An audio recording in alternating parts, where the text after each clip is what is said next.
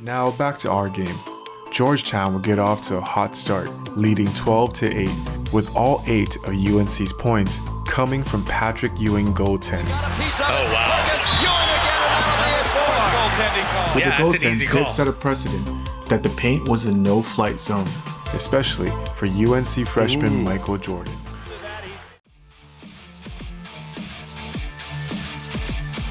All right, welcome back to the show, everyone. Hope you all are having a good day so far.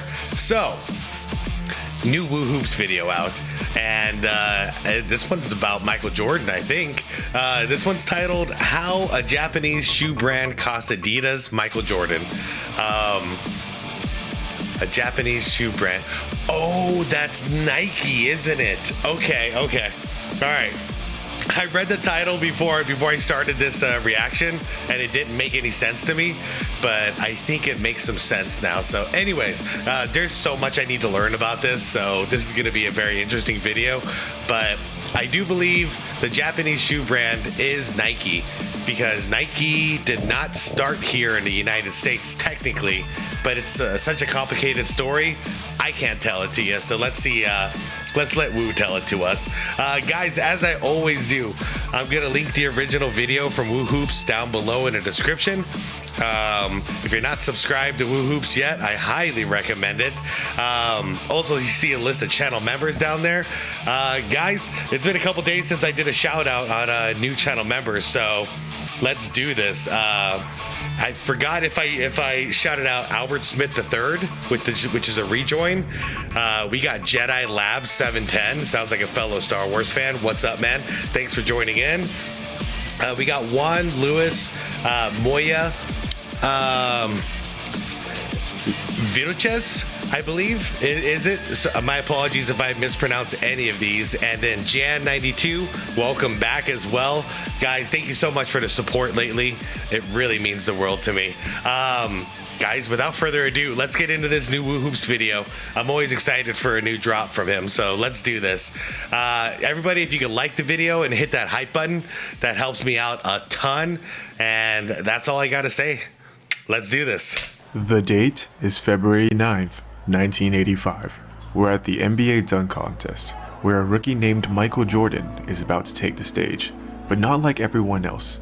While other contestants wore their team uniforms, Jordan was donning a full-on custom Air Jordan kit from Nike, a move so controversial that the following day, his teammates at the All-Star game would decide to freeze him out. The jealousy from his peers also stems from the fact that Jordan, at this point, already holds the richest endorsement deal in league history. Yeah, literally back then, he was getting... The jealousy surrounding Jordan was very similar to what's going on with Caitlin Clark so far. Oh, and he signed this deal before playing a single game in the NBA. But how could this be? How could an, at the time, unproven rookie get such unprecedented treatment?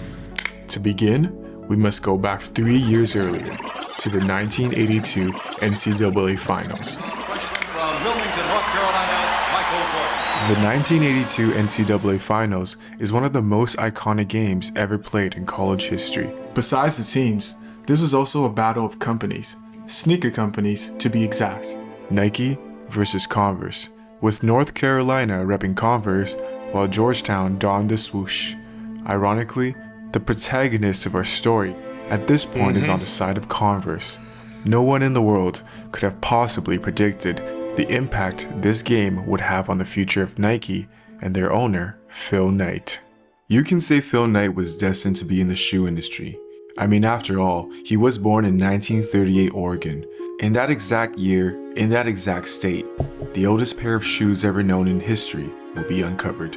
As a Stanford and I think in Oregon, they still have a Nike factory, right? MBA student in the early 60s, Knight would write a term paper outlining an idea that would eventually revolutionize the shoe industry. The title of the paper, Can Japanese Sports Shoes Do to German Sports Shoes What Japanese Cameras Did to German Cameras? And it just... Wait. So, okay, because you guys have told me they moved a statue inside, so that's it, huh? Right inside the front door? Is that what it is?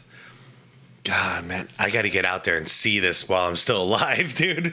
Due to German sports shoes, what Japanese cameras did connected to German cameras. And it just didn't make sense to me at the time that running shoes should be made in Germany. So I said they should be made in Japan. In 1962, Knight would fly to Japan to realize this dream, specifically with the Onitsuka Tiger shoes. The Tiger, Knight would win yeah. over the Onitsuka executives as they were impressed with his deep knowledge regarding the shoe industry.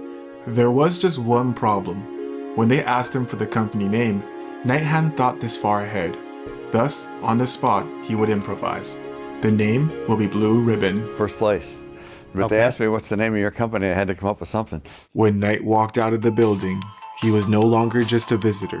He was the official U.S. distributor for Onitsuka sneakers. Yep. So this part, I knew this stuff, which is a crazy story. I would have never thought that's how the biggest shoe company, at least in the United States, like this is how it was created. Now back to our game. Georgetown will get off to a hot start, leading 12-8, with all 8 of UNC's points coming from Patrick Ewing goaltends. Oh, wow.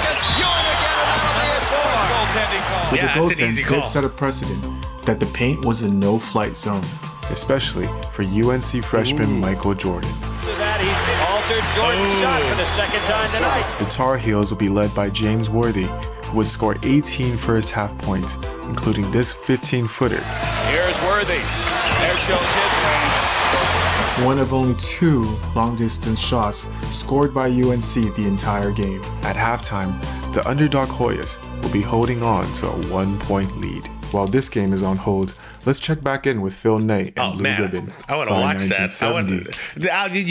You can't just do that. Now I want to watch that game. The relationship between Onitsuka and Phil Knight had grown complicated, to say the least. Tiger Despite shoes. the fact that sales have doubled every year, Onitsuka wasn't willing to extend Blue Ribbon into a long-term contract. Knight thus would begin suspecting that Onitsuka had begun developing a wandering eye for bigger distributors. During a visit from an Onitsuka representative, Knight noticed that their briefcase was left unattended. Trusting his instincts, he quickly looked inside. He got up at one point to go to the bathroom, and I went into his briefcase and pulled the file out and stuck it under the blotter on my desk. On Oh, that whoa. file, Knight discovered a list of other distributors Onitsuka were meeting with on that very same trip. His suspicions would be confirmed. Later, Onitsuka would try to force Knight into a hostile takeover. Tiger just basically gave us an ultimatum that said either sell us 51% of your company at book value or we're going to set up other distributors no matter what this piece of paper says. Knight Okay, knew at that okay. very moment that to keep his company alive, he had to create his own brand, Nike. When Onitsuka discovered this secret project, they would sue him in Japan. Knight would countersue in the US, hiring a sharp lawyer named Robert Strasser. Nike will win the lawsuit and secure its independence. Impressed by Strasser's relentless work ethic, Knight quickly offered him a job at Nike. Okay. So that I didn't quite understand before. So that's what caused the split. And from an early day, then Nike was making their own shoes. 'Cause I thought they were actually being made in Japan from the Tiger Company for a longer period of time. Okay. An offer that Strasser would quickly accept. It would be the beginning of a new era for the company. And by the late 70s, Nike had already dominated track and field. Now the company set its sight on basketball, with Strasser leading the charge. In 1977, Strasser would be approached by a man who would not only change Nike, but the entire sports industry forever. His name is Sonny Vaccaro. Sonny Vaccaro is a gambler and hustler by nature. When he stepped onto the headquarters of Nike, Phil Knight was convinced that he was a member of the Mafia and joked he was straight out the Godfather. Dang. He wasn't from the Mafia. But in the world of high school basketball, he was practically the Godfather. He had founded the Dapper Dan Roundball Classic, a yearly all-star game between the top high school players from Pennsylvania against the rest of the US, a game that predates the McDonald's All-American by 12 years. His reasoning for being at Nike? Well, at one of his camps, he encountered a boy named Charlie. I got these shoes on, and they're tennis shoes, and I wear these everywhere. Is there any way they can make tennis shoes that like we can wear out like after? Feeling inspired, Vaccaro would design 9 different types of hybrids of sneakers to pitch to Nike. I visited Nike solely to introduce him to new shoes that Charlie gave me the idea. When he finally got a meeting in Nike through Robert Strasser, they laughed him out the building. I mean, to be fair, if I'm not mistaken, because I mean, it was from my experience growing up, Nike was the first shoe company to make like sports shoes, but make them to the point where they had offerings that we can wear casually. I mean, now it's to the point where we can wear Jordans to a wedding. But I mean, that was a new thing back then. There were athletic shoes, and then there were like normal shoes, you know? But Strasser and Knight noticed something more important. Vaccaro's connections. He knew the grassroots of the basketball world inside out. At the time, Converse dominated the NBA, signing nearly all of the league's biggest stars. Nike's strategy, on the other hand, had been signing role players and hoping to win off volume. And my problem with the Converse thing, and why I'm glad Jordan didn't go, obviously outside of like money and all that, but they had the same, they looked the same for all their stars. You know, Dr. J was in here too. Like the shoes look identical, they just changed the color. And I didn't think that was enough of like a unique tribute for a signature shoe. Carroll explained that kids don't care about NBA players who don't move the needle. That's what I try to sell them. You don't need every Tom, Dick, and Harry wearing the shoe. If you can't sign the stars, you might as well attack at the grassroots level. The local college and high school stars, the guys that the kids actually looked up to. That's where the focus should be. Of course, there was an obvious obstacle in the way. You see, NCAA rules at the time prohibited athletes being paid to promote shoe brands. Thus, Vaccaro will come up with a loophole. Pay the coaches. Phil Knight said, what do you mean pay the coaches? Pay the coaches. You pay the coaches. Whoa. And the kids will wear the shoes. Phil Knight, after being assured. Whoa. Okay. So you give the coaches a deal, and then you provide them with shoes for their players. And then, well, that's a loophole, I guess. That this was within the NCAA guidelines, will hire Sonny Vaccaro. Vaccaro would quickly deliver on his promise, signing coaches after coaches. Most of them shocked that they were getting free shoes on top of being paid. What do I gotta do? Fix the game? Basically, none of them believed me. One of the biggest coaches Vaccaro was signed, Georgetown head coach John Thompson. Naturally, when Georgetown made the NCAA finals, Sonny Vaccaro will be in attendance. Which leads us back to our game. This game, I should mention, is being called by the legendary broadcaster Billy Packer. Ironically, the same broadcaster who called Michael Jordan's McDonald's All-American game. With around 5 minutes left in the game, the Tar Heels held on to a 1-point lead and would hence stall for 2 straight minutes. Now watching this offense right now, the guy that seems to be a little shaky is Michael Jordan. Because around the 3-minute mark, Jordan would flash his first signs of brilliance. Ball would go to Georgetown as Jordan on the Nice. But of course, Georgetown wasn't done, scoring 2 straight possessions to get a 1-point lead. Fake beautifully, once, twice, gets a roll. Nice roll. The Hoyas lead by 1. Then this. I forget every time I do a reaction to Woo, like I don't have a lot to say because I'm so zoned in on this. It's like a mini movie every time. Is where it all happened. I'm watching the game. It comes down to 18 seconds. Georgetown may win this game. All we got to do is stop this shot. You know, I never really think about it too much, but this was a risky pass right here. Georgetown may win this game. Like that. That's a risky pass. All we got to do is stop this shot. The black. The time, 18. Shot, Jordan. Michael Jordan. I didn't give a damn about Michael Jordan. I didn't know his name until he took the shot. He makes the shot. That was my whole dream, was have the Nike team win a championship. Broke my heart. I wanted Georgetown to win. I never would have seen or talked about Michael Jordan again if he'd have missed that shot. Little could anybody guess that the repercussions of this shot will far outweigh a national championship. But before we get to that, a quick word from today's sponsor. I mean, they got their money back eventually, now didn't they? I've been using called Kalshi. I've been using it to keep track of the NBA logs and also other global events. You can trade on just about anything. Now let's look at the Western Conference Championship odds. A contract for OKC winning the West is trading at 38 cents, Yeah, the equivalent of a 38% OKC. chance. If you put $100 down, you would win $264 back. Personally, I think that's rather high, given the fact that there's been no repeat of a Western Conference Finals winner since 2019. But hey, who knows? Maybe this is the year that breaks the streak. Kalshi is the first federally regulated prediction market in the US approved by the CFTC. Wow. And it's the only place you can trade on these events legally in all 50 states. Kalshi is not a sportsbook, but an exchange where people trade against each other, not the house. And what's really cool is that you can always cash out early. If you want to try it out, Kalshi is giving away $10 to anyone who signs up using my link and trades $100. So if you're interested, check out the link in the description below. Thank you, Kalshi. By 1984, Nike was facing declining profits in an ever-competitive market. They would conduct their first ever layoffs, deemed the St. Valentine's Day Massacre.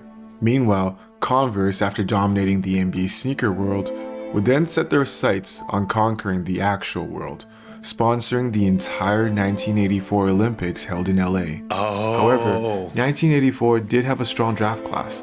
With a fresh slate, Nike wanted to secure the young bloods in the league. They would conduct a meeting regarding how to By the way, great movie if you haven't watched it. Typo. Bam. No, but seriously, I had such low expectations on this movie, but I think it delivered. It was a great story, great acting, great script. If you're a Jordan fan, I think it's good enough. You know, it's good enough for a watch. the $250,000 budget amongst different rookies. Somehow, someway, Sonny Vaccaro will be invited to this meeting.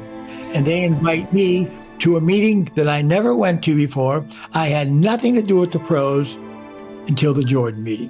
What happened next? To this day, no one can truly comprehend. Not even Sonny Vaccaro himself.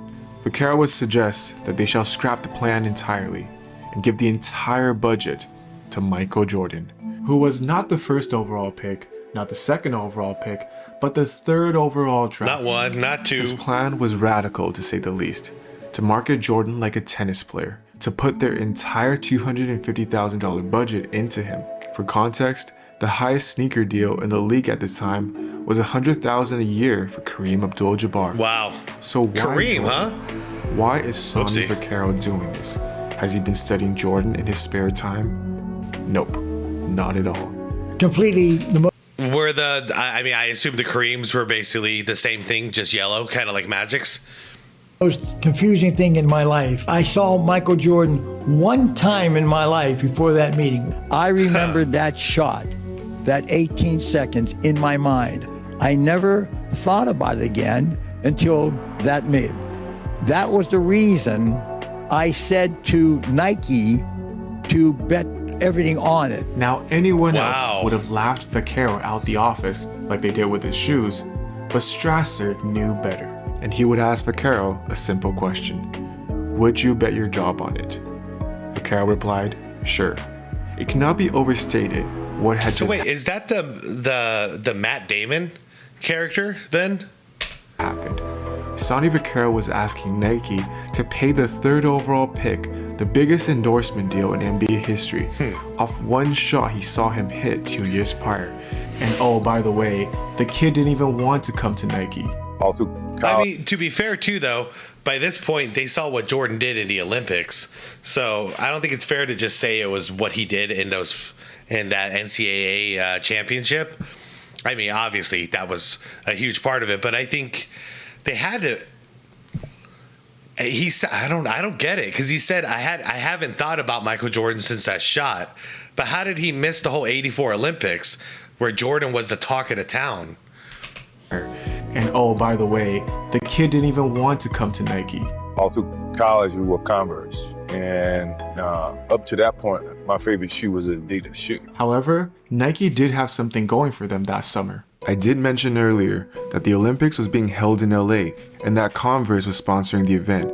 But Nike again was able to find a loophole, this time through marketing. Good song.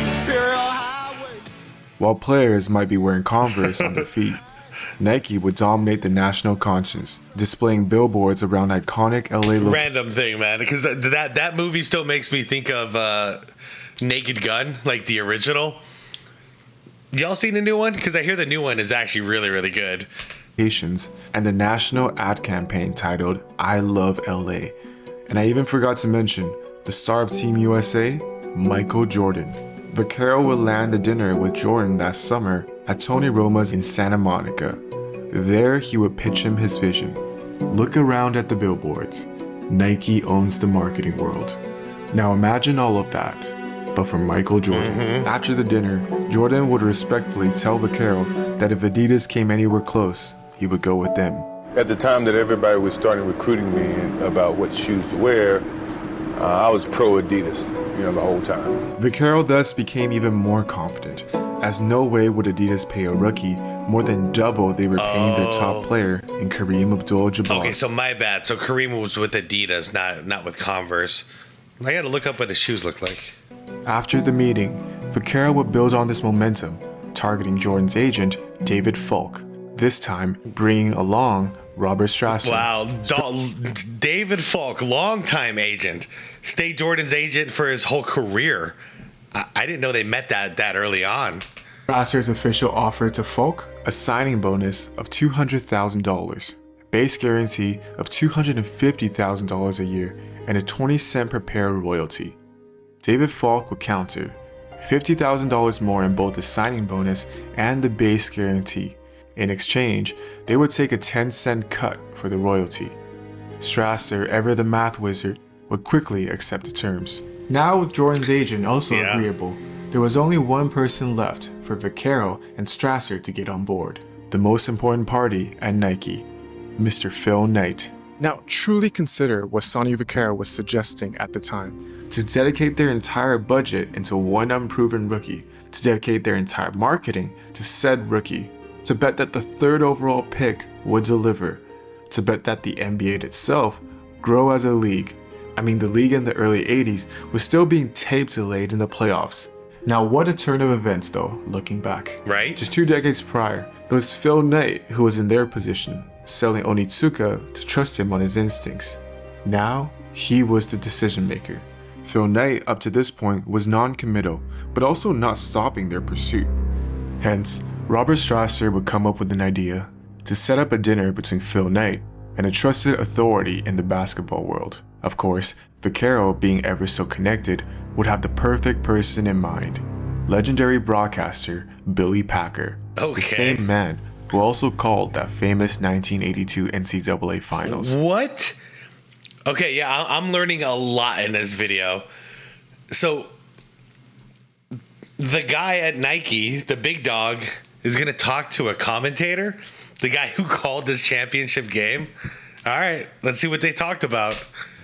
On August 13th, the night after the Olympics closing ceremony, Vaquero, Knight, and Packer will privately meet together.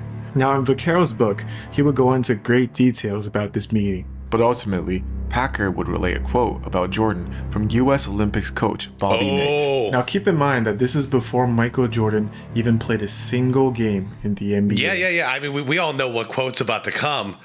So, okay, so maybe they didn't see Jordan in the Olympics, but then this quote from Bobby Knight is the thing that turned it. He's going to be the greatest player to ever play this game. After that meeting, Phil Knight was sold. Jordan himself would then be convinced by his mother to attend a Nike meeting in Portland, where Nike would present their offer again in person. And we can say what we want about Bobby Knight's temper and all that. Dude obviously knew how to recognize talent. At this meeting, Vaquero would urge Jordan to bet on them as much as they're betting on him. I guess in other words, Vaquero wanted Jordan to have the same hunch about Nike Vaquero himself had about him. After that meeting, Jordan and his agent would approach Adidas and Converse to see if they could get close. Just anywhere close to what they were putting on the table. But at that time, Adidas was a European brand product that they didn't really make a strong, push for the States, and they didn't feel like it was worth it, which in hindsight is perfect for me because it made my decision that much easier, and I ended up with Nike. You know what? The thing is, I never wore Nike shoes until I signed a Nike contract. Yep. I've seen that interview.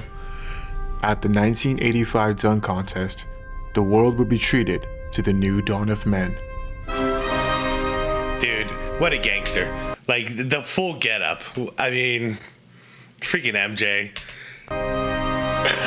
Way to sell some shoes, Passing a buddy. guard moment. While this was Jordan's first dunk contest, it was Dr. J's last. For the first time, not only is a player repping his NBA team, he is also repping his own personal brand. Damn, man. Now think of all the coincidences, Is there any way they can make tennis shoes that like we can wear out? all the accidents, And I went into his briefcase and pulled the file out. all the hunches Completely the most confusing thing in my life. that had to go just right for Jordan to end up at Nike. I was pro Adidas, the whole time. And yet, none of it would have mattered This is epic. if the kid didn't deliver. Foul line, a shot on Elo. Good! The Bulls win! Did you see that look? Michael indicating he can't believe it. Yeah, they placed a really Will good deliver. bet. He did. They placed a good bet with Jordan. Chicago with the lead.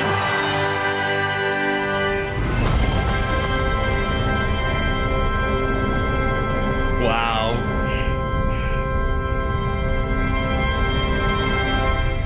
Man. If you've enjoyed watching this video, did. please consider subscribing. Done. And if you're watching on a TV, all you gotta do is click up on your remote and clicking this button right here to subscribe so you don't miss any uploads. Thank you so much. Have a great day. That prompts a question. 'Cause I watch the majority of my YouTube stuff, like not my YouTube stuff, but like videos I like to watch. I watch on my TV most of the time.